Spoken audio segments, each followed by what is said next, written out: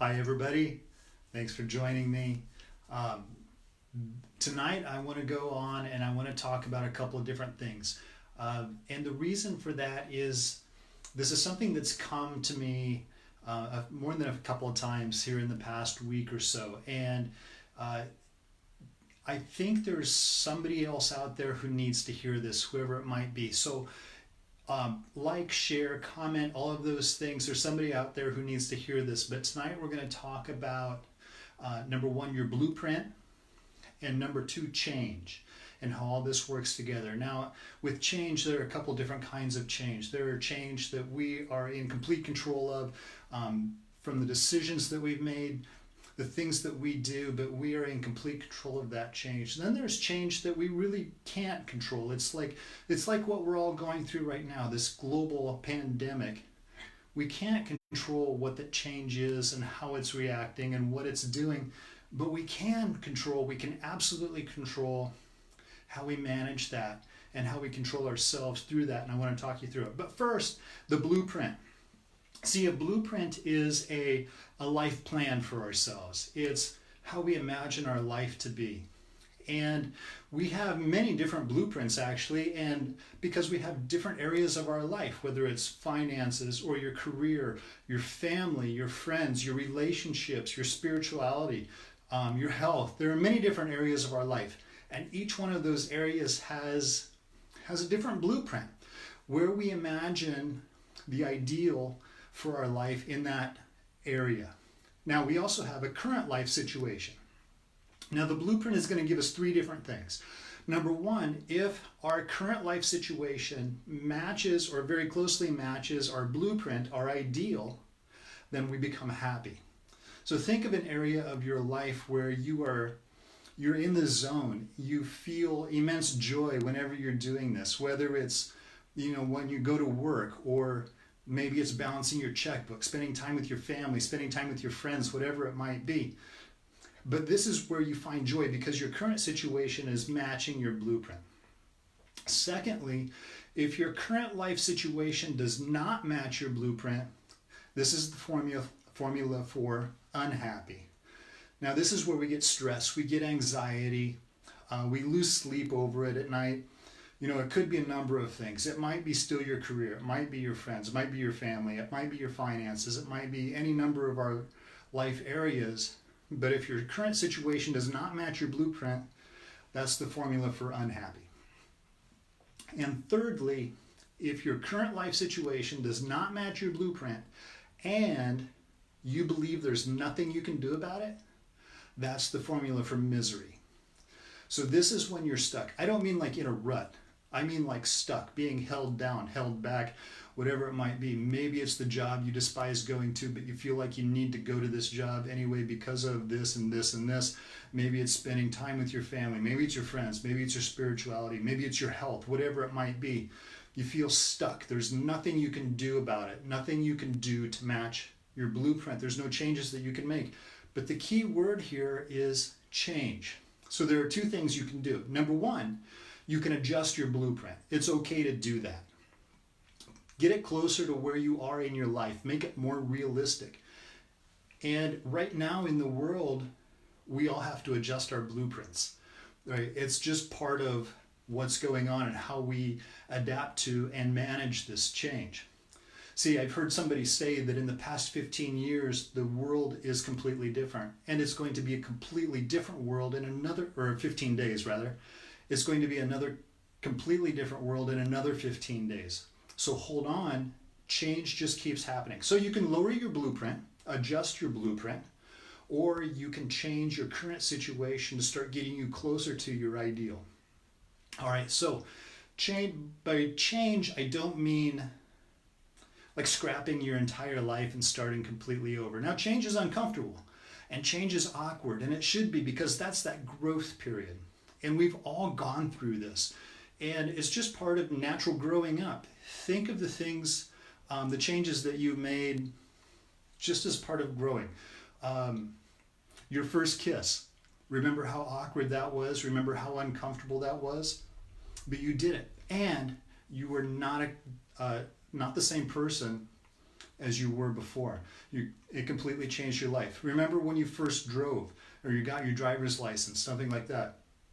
You know, it was awkward and it was uncomfortable and it was a little bit weird, but your life was never the same.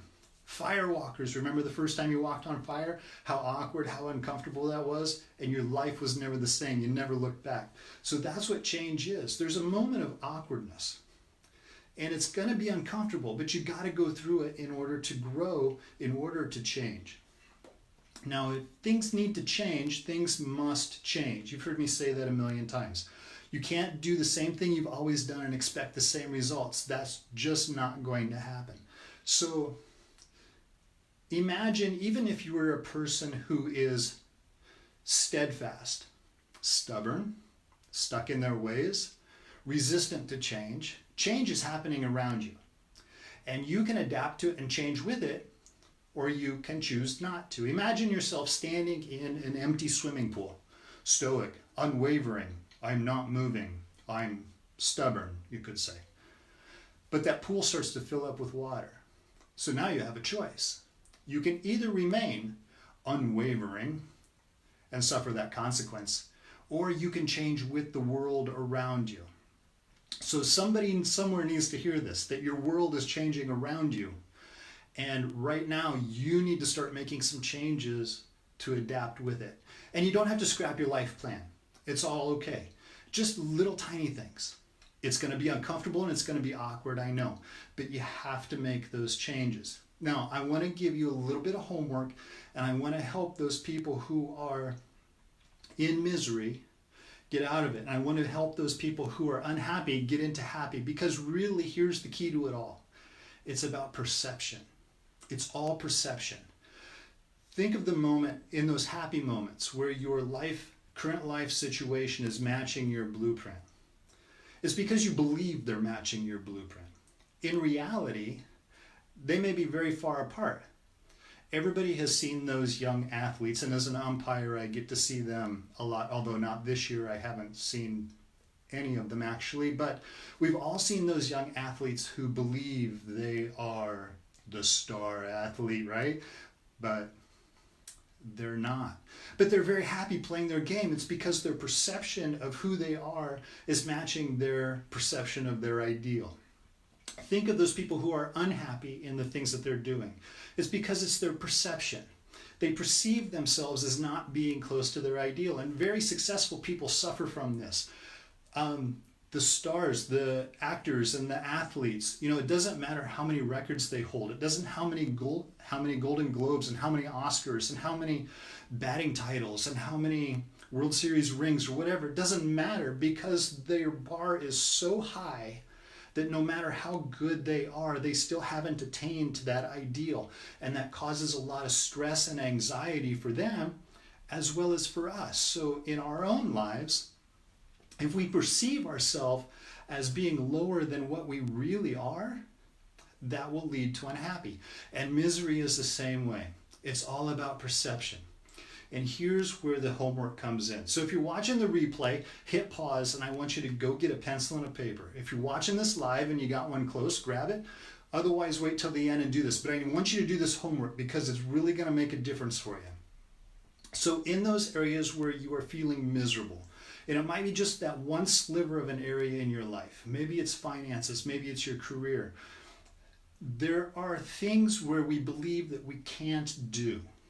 And that's what's holding us back. That's what's getting us stuck, is our belief that there's something that we can't do. So I want you to write down whatever it is in that one little area of your life, those things that you can't do. For career, I can't quit my job and start my own business. I can't do this. I can't trust people. I can't rely on other people. I can't, whatever your can'ts are, I want you to write them down. Make a whole long list of them. I don't care how many you have. And then I want you to circle like the top 4 of them. And now you're going to rewrite those sentences. But instead of saying I can't, you're going to write I choose not to. So I can't quit my job and start my own business becomes I choose not to quit my job and start my own business.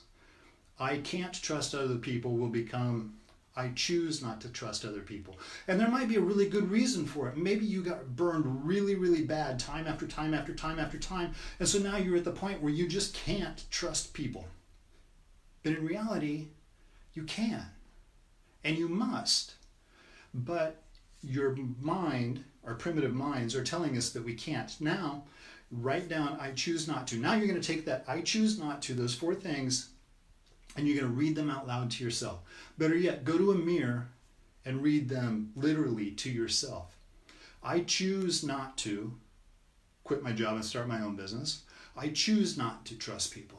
Because by doing that, by changing I can't to I choose not to, what you're doing is you're taking all the power away from it. Can't control you anymore. You have to do this. 4 things. Go to the mirror. Read them out loud to yourself. Read them over and over and over and over again. You choose not to. Because if you choose not to, you're in control of the situation. That means that you can. And I know that you can. Whatever's holding you back, whatever you can't, I know that you can. And lastly, it's okay to ask for help. Not only is it okay to ask for help, but it's necessary to ask for help. When you learned how to drive, somebody helped you. When you learned how to do this, somebody helped you. Somebody helped you do everything. Somebody behind the scenes, up front, whatever it is, somebody has helped you get to where you are. In all of your successes, there was somebody there. It's okay to say, help me out with this. I feel like I can't. I know that I can, but I still feel like I can't. I need some help. It's okay to ask. Reach out. And if I can't do it personally, I'm going to get you to somebody who can, because I know that you can. I believe in you. So in this world of change, in this world of adjusting our blueprints, here you go. Grasp this moment. Embrace it. Make this change the best change that it's going to be. It's going to be awkward. It's going to be uncomfortable. It's okay. It's supposed to be, because we're growing. We're developing. We're going to be a new people when this is all settled down. So hang in there. I got you. All right. You guys have a great rest of your week. And I will see you soon.